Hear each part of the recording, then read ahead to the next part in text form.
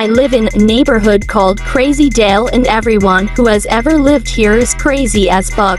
I live in Crazy Dale with my mom, who is constantly smoking crack in order to forget about my dad physically abusing her. I have some friends like John, who is the funniest kid in class, and my other friend Barney, who is super fat but also really sweet. My favorite class is recess because that is when we are all able to be outside and go crazy on the playground.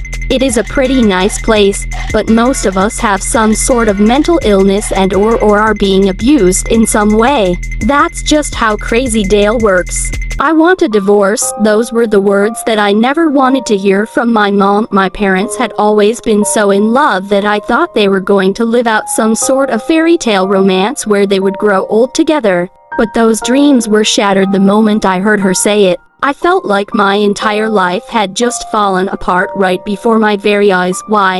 I asked, feeling a tear begin to roll down my cheek. I'm sorry, but it's for the best.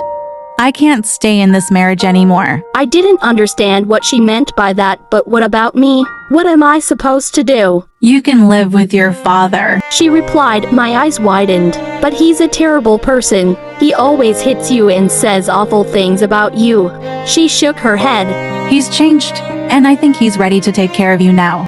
I didn't want anything to do with my dad, but if I wanted to stay out of foster care, then it seemed like I didn't have much of a choice. I was devastated, and I didn't know how I was going to get through the next few weeks without having a complete mental breakdown. My world was crashing down around me. I was crying and my mom was trying to comfort me, but it wasn't working. My friends John and Barney were gonna be 100 miles away because my dad lives in Canada. Mom, can you please reconsider this? I don't want to move to Canada. Sorry, honey. I have made my decision. She told me that she was filing for a divorce and that I was going to have to live with my dad from now on. Once I got to my dad's, I started hearing him say stuff like, and we're back in town. Never give up.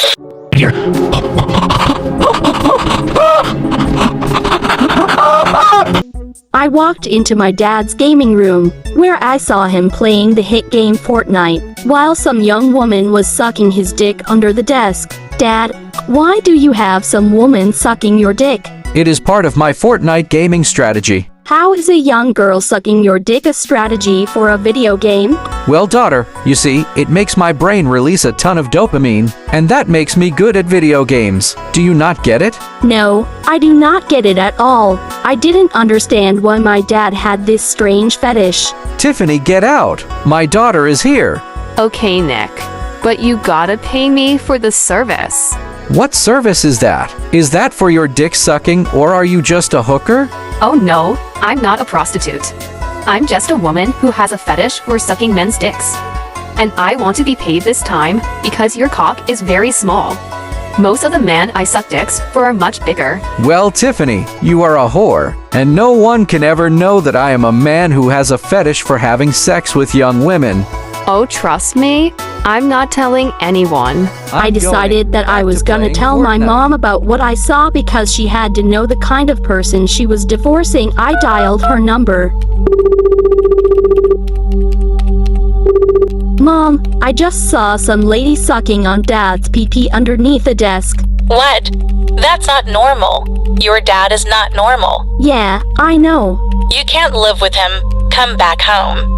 I will not let my daughter live in a household where a pedophile lives. I hung up and talked to my dad, whose name was named Nick A30 on Twitch. Nick, why was a woman sucking on your dick underneath the desk? She said it was her fetish, and you paid her to do it. You are a weirdo. Daughter, I don't have time to talk. I have a stream of people watching me play Fortnite. Go to your room and don't bother me. I'll talk to you later. I went upstairs to my room and cried.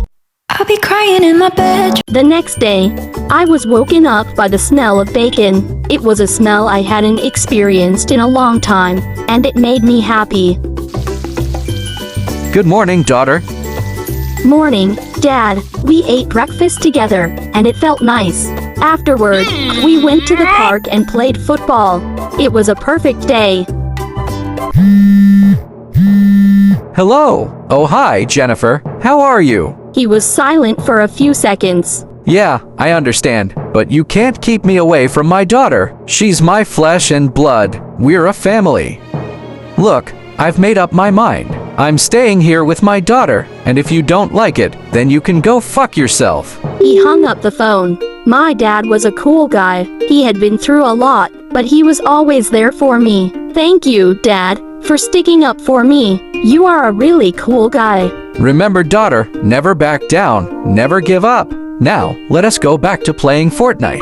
I didn't even know what Fortnite was, but if it made my dad happy, then I was all for it. Later, I was playing Fortnite, and a man named Tifu joined our game.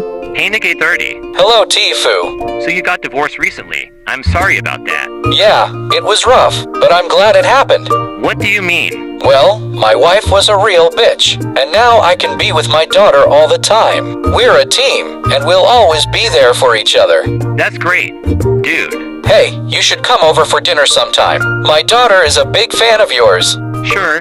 I'd love to. Sweet! We played some more, and I realized that my dad was right. He was a really cool guy. He was also a huge pervert, but that was just part of his charm.